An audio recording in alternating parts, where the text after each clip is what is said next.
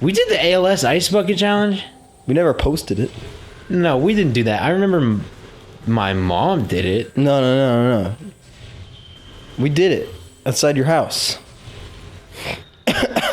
I remember it happening. I don't know what happened to the recording.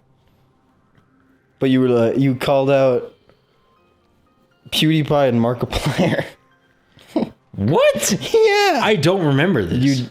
Also, this is the outside. This is the ice level. Whoa, you just went outside. Whoa, it's North Dakota right now. What is it, spring? Oh, man. No, this is the ice level I was talking about, though. This ice level fucks. It really does. It has sexual intercourse, yes. Oh, you know what? Did I do this properly? Did I even... No. If I had read after I scanned it, I could have easily... Yeah, I know, you can see Samus's face. Like, I remember that in the old game, but I feel like it was probably worse. Yeah, you can't... Can we... There we go. It's so detailed. Yeah. That's crazy. You can see her, like, look around and stuff. Mm-hmm. And I'm pretty sure somebody actually found out that in this remake, her eyes actually follow where your cursor joystick is pointing. That's pretty cool. And if you're doing motion controls, it's where the cursor is, yeah. Which is immensely impressive. No, get this. Fuck you. Oh, that's interesting. Yeah, usually... it is the same. Except... That looks like Chozo... Usually, in the original, it was like actual noise. But now it looks like Chozo writing. Do it again. Just like this. It's very faint. Yeah, it's very small. I don't know if it is, though. I mean, it kind of looks like it, but it might just be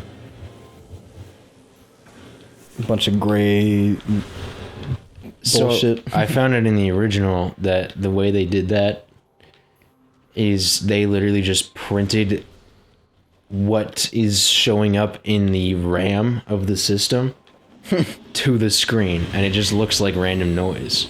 That's cool. But it's not really random noise at all.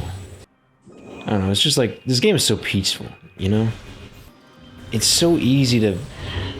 I don't know, you're just alone. You're just exploring the world. There's really nothing that's actually, like, standing in your way. And it's just kind of nice. You know, it's just kind of like, this thing is here. Go interact with it. Go just look around. Explore.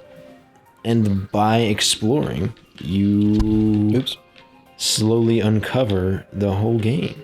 And that's just beautiful. That's like what every game ever should be like. Dude, new balls. Yo! New ball just dropped. Oh. But where is there? Oh, it's blue now. Used to be... It was blue. No. The boost ball used to be orange when it charged up.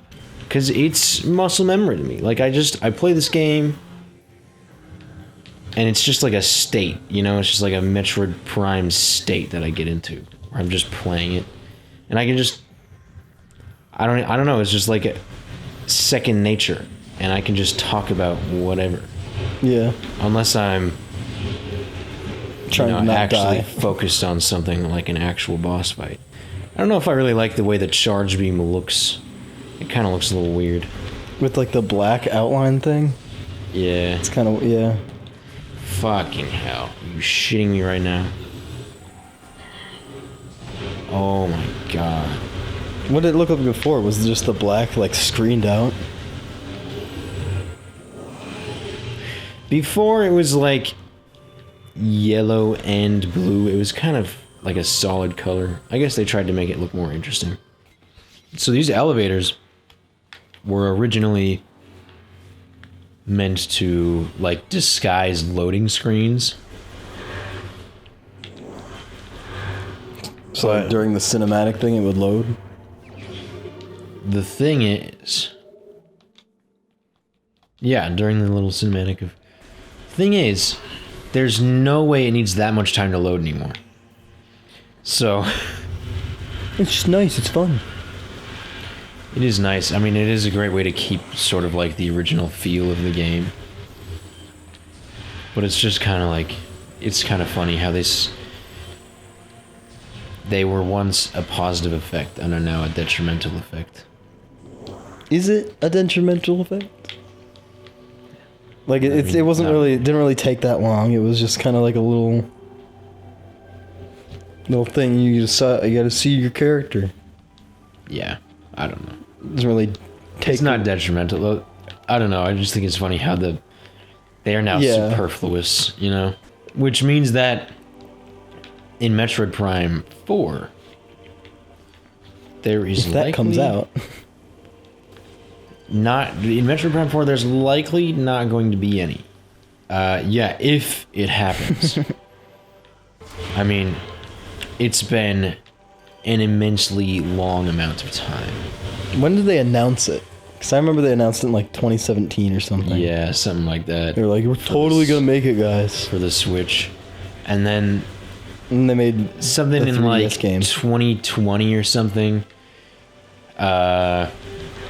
Yoshio Sakamoto, I think, maybe it was Miyamoto, came out and said, "Hey, you know what? We are scrapping the entire production and Doing it over. starting from scratch because we are not happy with the production." That's a total Nintendo thing to do. Yeah.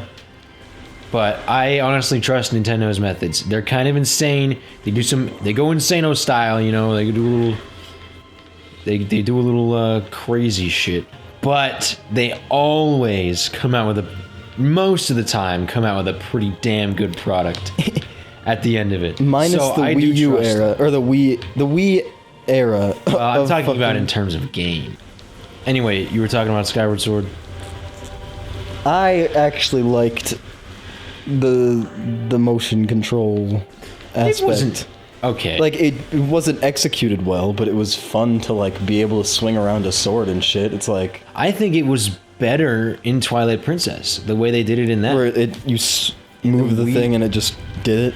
In the Wii version of Twilight Princess, it was better than in Skyward Sword, which had Wii Motion Plus. So Wii Motion Plus just kind of sucked ass. It didn't really deliver what it was supposed to deliver. You know what I mean? Well, I don't know. I like the 1-for-1 like, or at least it was supposed to be 1-for-1. Oh, it was not. But like playing the remake on the Switch, it actually is 1-to-1 when you move the Joy-Con. So Fuck. there is that.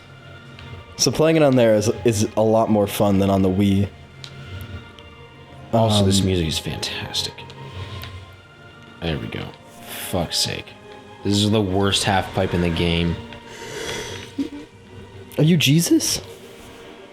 Even blow on a run like butterflies. Oh, we don't know. Something like that. Hey, I didn't know the words. I'm not singing it in the right register. It's more like even flow. You can't replace the Can't magic of this game. Maybe we should have had you play it. I don't know if I can get that far. I wouldn't Quickly. be able to watch you play it because I would just be telling you what to do. Go here. What the fuck are you doing? Go here, you fuck. Wow. Ew. That looks crazy. It's gooey and oozy. Holy shit, man. I think if I put my hand in it, it would just disappear. And you can kind of hear a little like Geiger counter clicking. Isn't that where you came from? Yes. There's nowhere else we can go back Oh, there. you just wanted to look at the goo. I did. In comparison to like what it looks like in the original, it basically just looks like solid blue just seeping out of a container. In that, it looks like an actually- actual fucking thing. It's so crazy. Did the original game have those like water droplets all over your visor?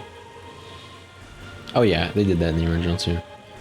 The graphics actually held up really well for the original. A lot of people say that it was one of the timeless looking GameCube games, like Wind Waker. I don't know. People say Wind Waker looks timeless. The original Wind Waker is pretty dated when put next to the HD version. Well, yeah, but then also, if you put the original Metroid Prime next to this... I don't know, I feel like wow, these are closer. Crazy. What? Dude, in the original it's just a triangle. It's literally just a cone. Really? It has actual it's literally like just a pyramid upside down. Holy shit. Yeah, it looks like a cone, man. We got 2 Chozo lores, 1 on each side. So this, I don't know if we've read yet. Should we read it? Do it. Chozo script translated. The containment of the great poison. This task has fallen to the Chozo, and we will not flee from our duty, even as we suffer with the land and its creatures. We will pour our will into the 12, the artifacts which form the lock that holds this great evil at bay, in the depths of the planet. This lock must stand up to all who might come to assault it, to preserve the power of the seal and to protect it from those who would meddle for their own designs. We will spread the artifacts across the land, hiding them from prying eyes. The lock must never open till the day comes when this disaster can finally be put right. And then the other one. Throughout our living nightmare, as we battle with this unyielding darkness, we Chozo see a light. This light glows with promise, chasing the shadows cast by the great poison and purifying that which has grown toxic. It is strange, though. At times it looks to our eyes as if the light coalesces into the figure of a woman. Burning brightly, the luminescence descends from space, then retreats back into the infinite blackness from whence it came. When this prophecy comes to pass, when the light recedes, the Chozo's long vigilance of containment will finally come to an end. They talking about you? Oh shit. So yeah, in the previous, you might not remember because it was a long ass time ago, but in the previous Chozo lores that we've been scanning and kind of skipping past, they were talking about 2 things. One, how a massive meteor came down from space, crashed into the planet, and started seeping this toxic substance, which seemed to infect the very planet itself. And then another thing, which was they slowly gained the ability to foresee into the future. That as an entire race, they were having these like mass visions. At the same time? Yes. Where they would foresee the future. And so one of their mass visions that they've had is about the figure of a woman coming down and ending the plight brought on by the meteor. Oh, you want to just pay a subscription to live? Wow. Man. That must suck for you.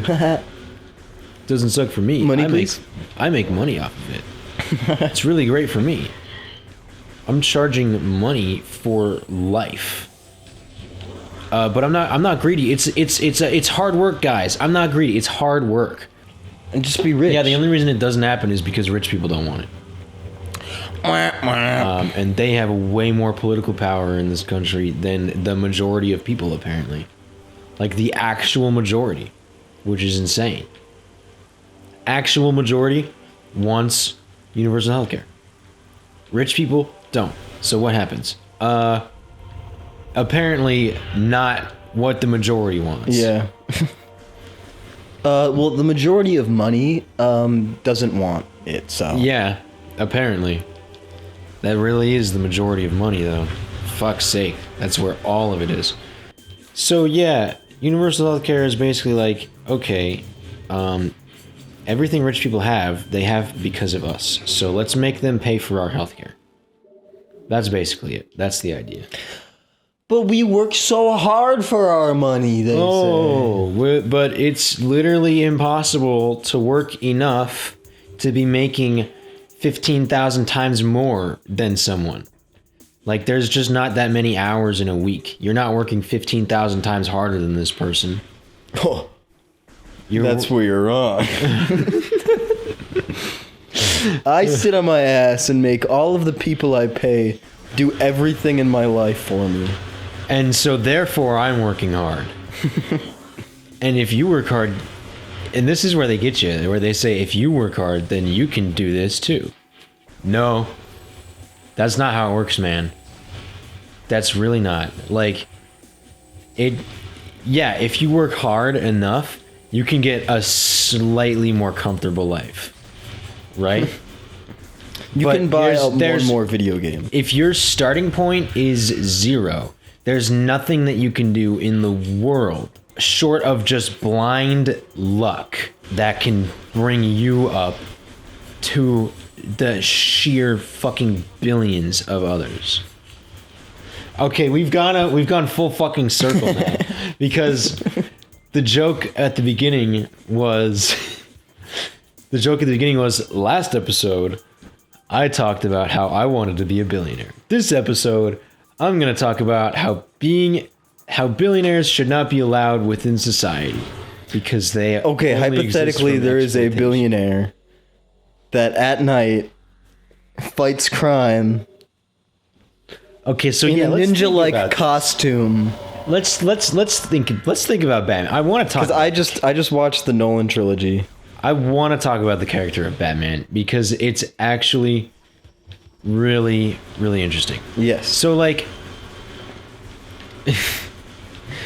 yes, Batman is number one, a billionaire, right? He is one of the wealthiest men in the entire world in his universe.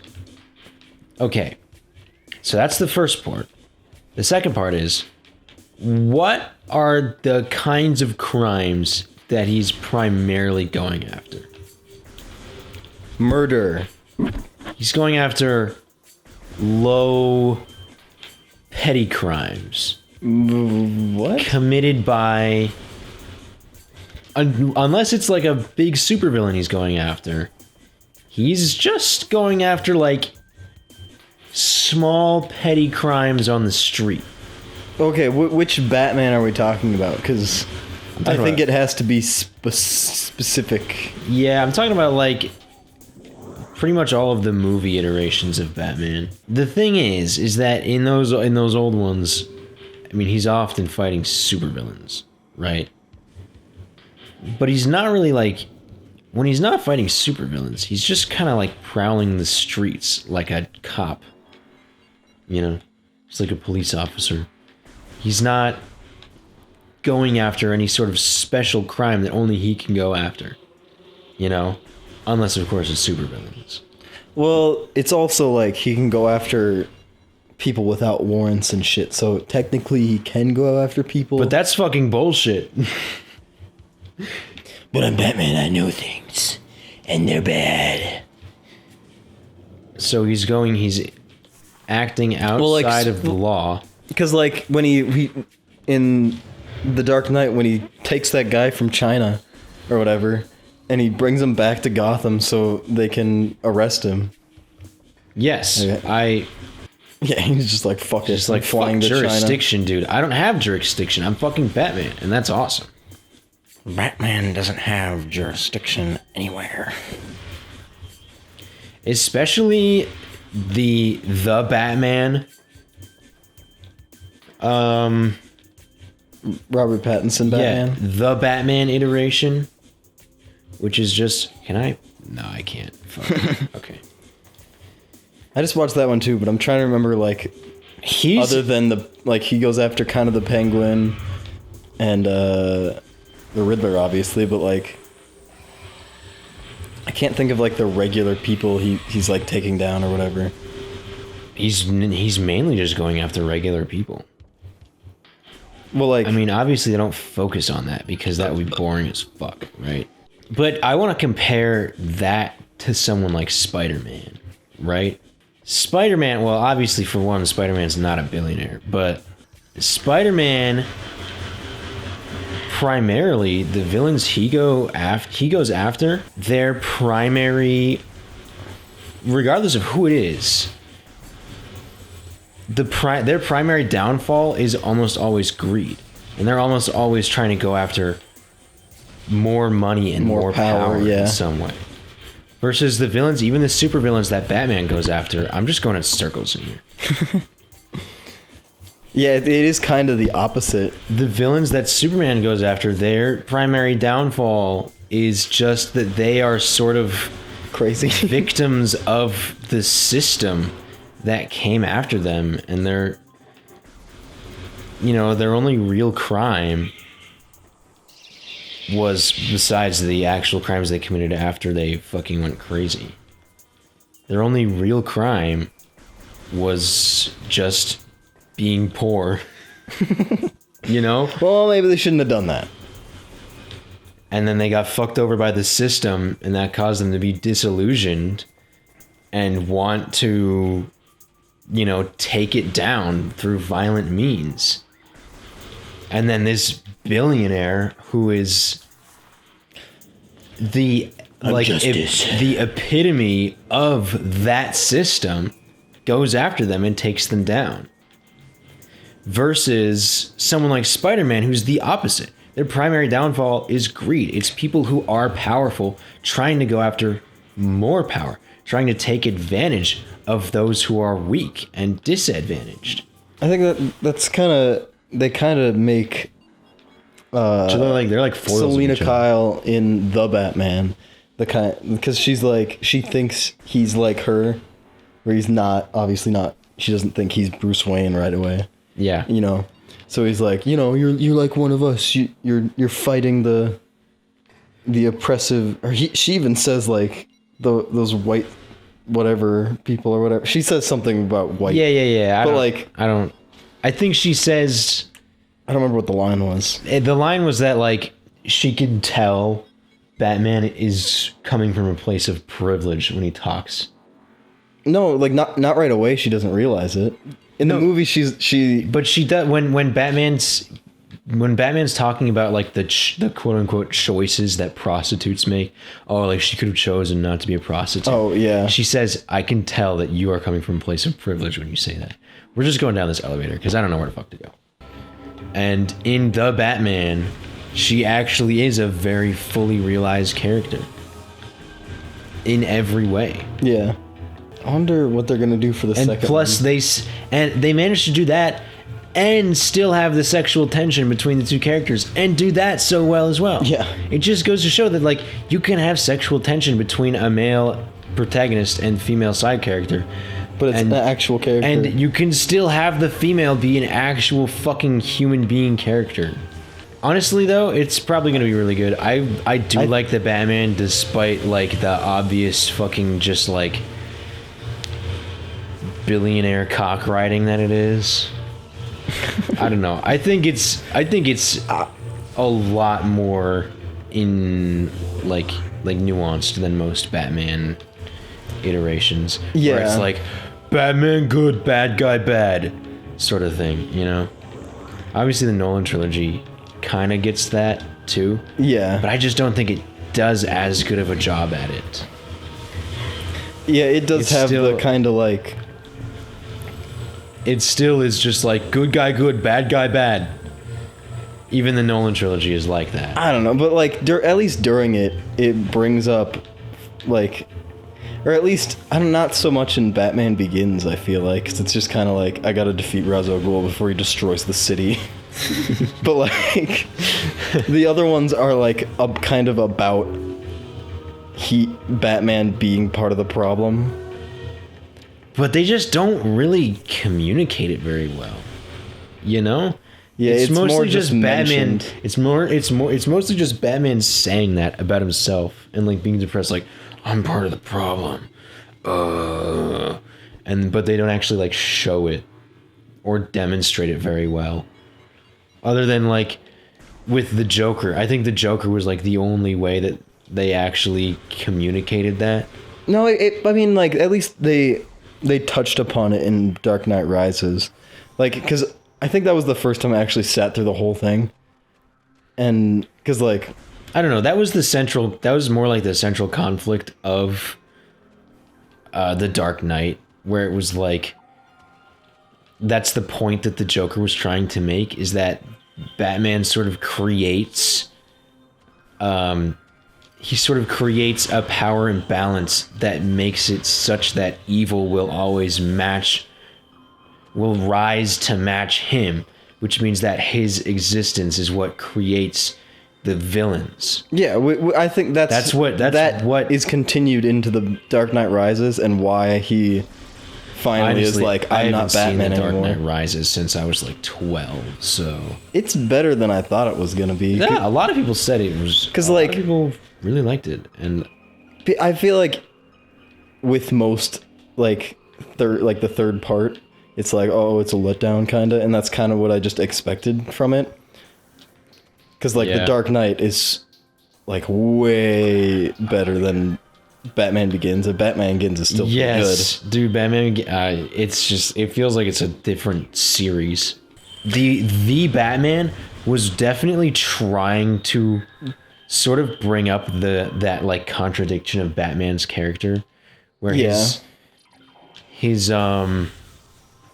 villains are usually just victims themselves of circumstance and victims of the system that Batman himself benefits from by being a billionaire and by being born to very wealthy parents. You know? Yeah. If Batman were not himself like uber rich, he would be just like that. And that's like the contradiction of Batman's character. And honestly, that would be so cool. Like, Joker's main thing is to point out the contradiction of Batman's character. And so when they bring the Joker into that universe, that's probably going to be what they talk about. Yeah. That's going to be... Well, like, it's implied that he's already in the prison, so did Batman already bring him in the prison? Like, he's already knows who the Joker is? Because he's a year in the first movie. Either that or the Joker is... Well, first of all, do we even know if he's the Joker? They didn't actually confirm it in the movie. He was laughing. He was laughing. And he and was had a originally... fucked up face. Oh, yeah, he had an extended scene. In the extended scene. But the extended scene was cut. And yes, the extended scenes are cut for reasons. They could have cut it specifically so that they could change the Joker character and make it so that he's not the Joker. Sure. I think they'll probably keep the same actor, but... Maybe. I don't know. The Joker's supposed to be much older than Batman, so... Not always. Generally, he is, and I think that... I mean, what's-his-face that played the Joker in The Dark Knight was probably, like, either the same age or younger than... what's-his-face that played Batman. Oh, fuck. We forgot to end the episode. Oh, yeah. Okay, well, we're at a save zone. So, in the next episode, I don't really remember what happens, but something's gonna happen. We're gonna keep talking about Batman, probably. But until then, I'll see you in the Batman.